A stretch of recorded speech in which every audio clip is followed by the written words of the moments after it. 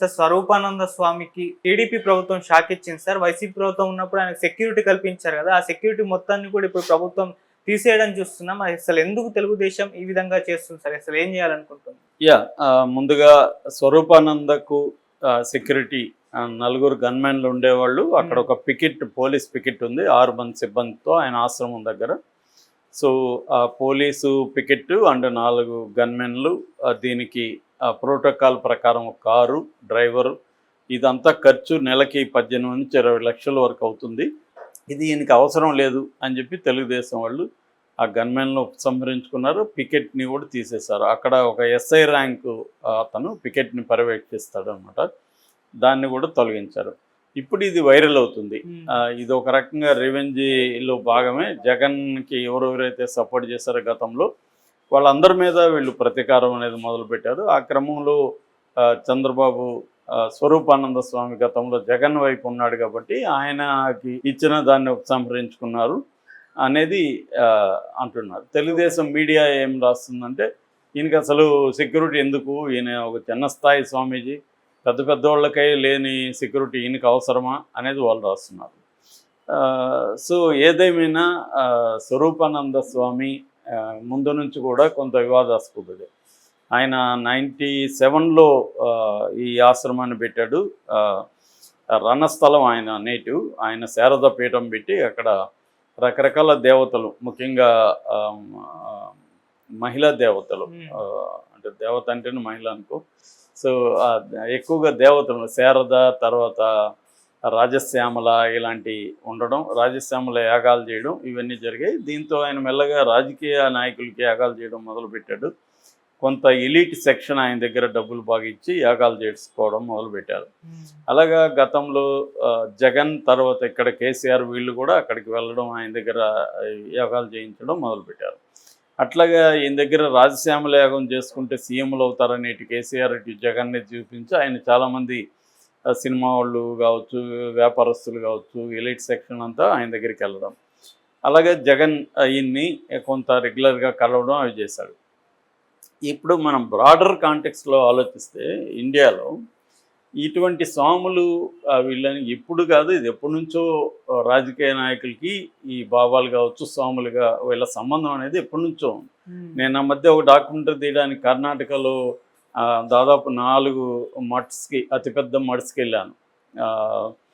వెళ్తే అంటే సుత్తూరు మఠ్ అని మైసూర్లో ఉంటుంది, తర్వాత శివశంకర స్వామి ఆయన మట్టకి వెళ్ళాము. ఆయన అయితే నేను పోయినప్పుడే 105 ఏళ్ళు ఆయన. ఆ తర్వాత ఇప్పుడు 112కో ఎంతో అన్నేళ్ళు బతికాడు ఆయన. సో వీళ్ళ దగ్గర అంతా కూడా వాళ్ళ ఆల్బమ్స్ నేను చూస్తే అన్నిట్లో సోనియా గాంధీలు, వాజ్పేయిలు వీళ్ళందరూ ఆయన వాళ్ళ కాళ్ళకి నమస్కారాలు, ఆ వీడియోలు, ఫోటోలు అంతా ఉన్నాయి ఆల్బమ్స్. అక్కడ పెద్ద పెద్ద పోస్టర్లాగా కూడా లోపల పెట్టారనమాట.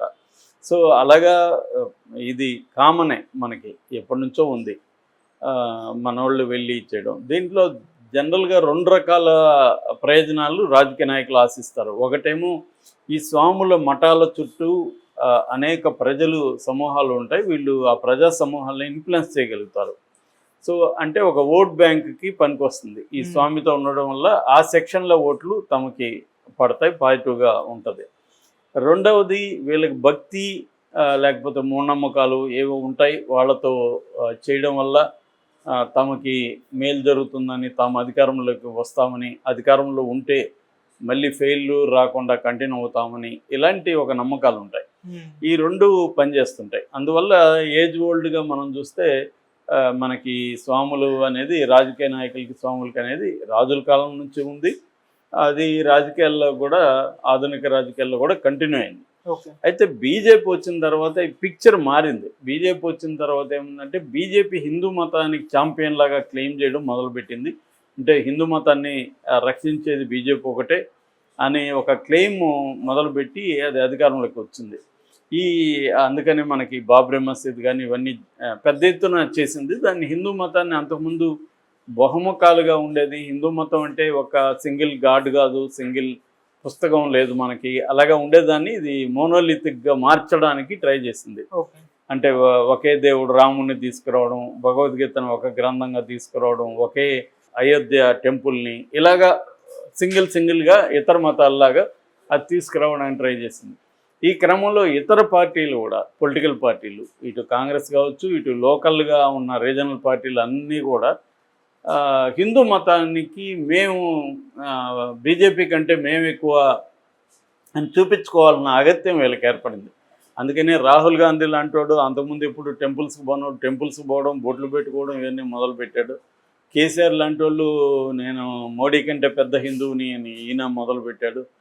మమతా బెనర్జీ లాంటి ఆవిడ కూడా అక్కడ ఉన్న రాముడికి వ్యతిరేకంగా అక్కడ కలకత్తా కాలిని రంగంలోకి తీసుకొచ్చి ఆమె హిందూ మత ఉద్ధారకురాల్లాగా ఆమె మాట్లాడటం మొదలుపెట్టారు.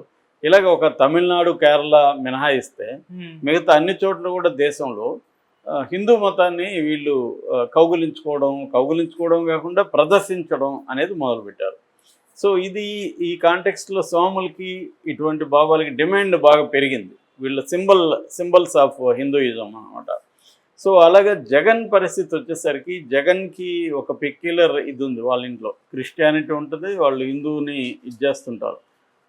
పేర్లేమో హిందూ పేర్లు ఉంటాయి, క్రిస్టియానిటీ వాళ్ళ ప్రాక్టీస్ చేస్తుంటారు.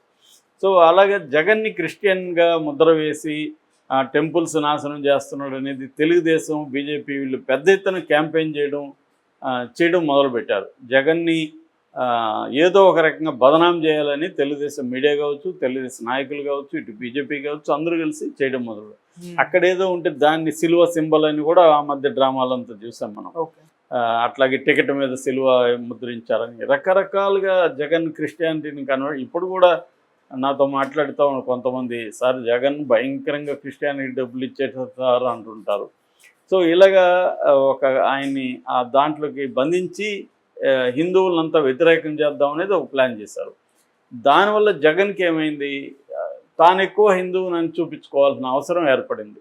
దాంతో అతను ఫెస్టివల్స్ చేయడం, సంక్రాంతికి పంచెలు కట్టుకోవడం, బొట్లు పెట్టుకోవడం, ఎప్పుడూ లేని అవతారాలంతా జగన్ చేయడం మొదలుపెట్టాడు. అందులో భాగంగా అతనికి ఈ స్వరూపానంద స్వామి అవసరం ఏర్పడింది.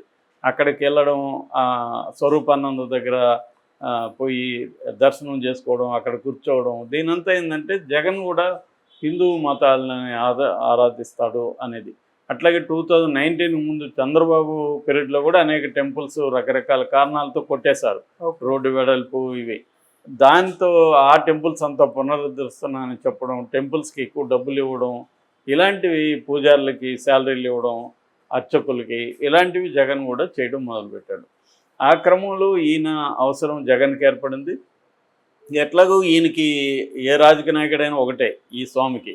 ఎందుకు మొన్న చూసాం కదా, రిజల్ట్ వచ్చి జగన్ ఓడిపోగానే ప్లేట్ ఫిరాయించాడు ఈ స్వామి. ప్లేట్ ఫిరాయించి చంద్రబాబును పొగడం మొదలుపెట్టాడు. చంద్రబాబు ప్రమాణ స్వీకారం దివ్యంగా ఉంది, ముహూర్తం అది ఇదని ఏదో ఇంకా మొదలుపెట్టాడు. జగన్ని తిట్టడం మొదలుపెట్టాడు, మొన్నటి వరకు జగన్ను పొగిడి.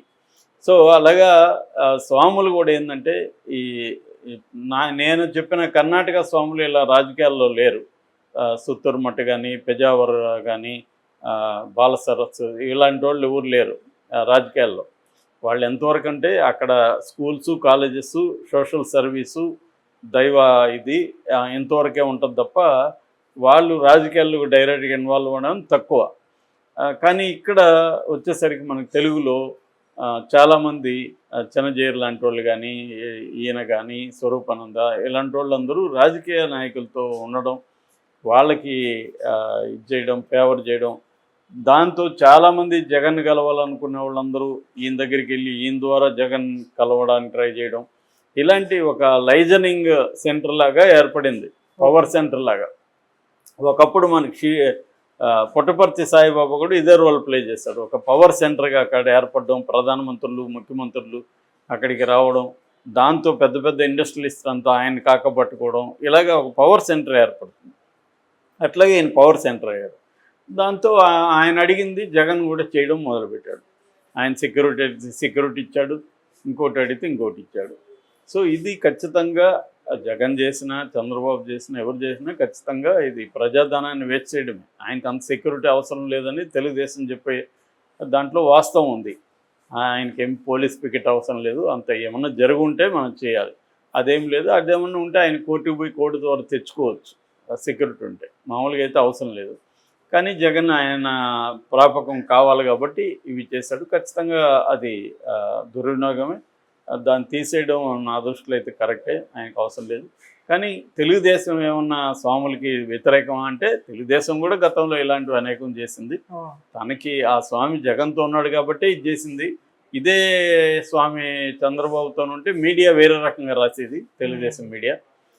ఆయన ఆశీస్సుల కోసం చంద్రబాబు వెళ్ళాడు, ఆయన కౌగులించుకున్నాడు, మీ పరిపాలన సుభిక్షంగా ఉంటుంది, మీ గొప్ప పరిపాలకులు దక్షులు అన్నారు, ఇలాగా ఉండేది కథనాలు. మనకు నచ్చితే ఒక రకమైన ఫార్మేట్లో ఉంటుంది రైటింగ్, నచ్చకపోతే ఇంకొక రకమైన ఫార్మేట్. ఇది అందరికి కూడా తెలుసు, ఇది నేనేదో కొత్త కనిపెట్టి అని చెప్పట్లేదు, అందరికీ తెలుసు ఇది మీడియా రోల్ ఇలా ఉందని. అలాగే వీళ్ళు కక్ష తీర్చుకోవడానికి చేసిన మంచి పనే చేశారు. ఎందుకంటే ఆయనకి అది వృధానే, 20 లక్షలు అనేది పర్ మంత్కి వేస్ట్ అది. మరి అట్లాగే ఉంటారా తెలుగుదేశం? ఇంకే స్వాములకి వీళ్ళు ఏమి చేయరా అంటే చూడాలి మరి.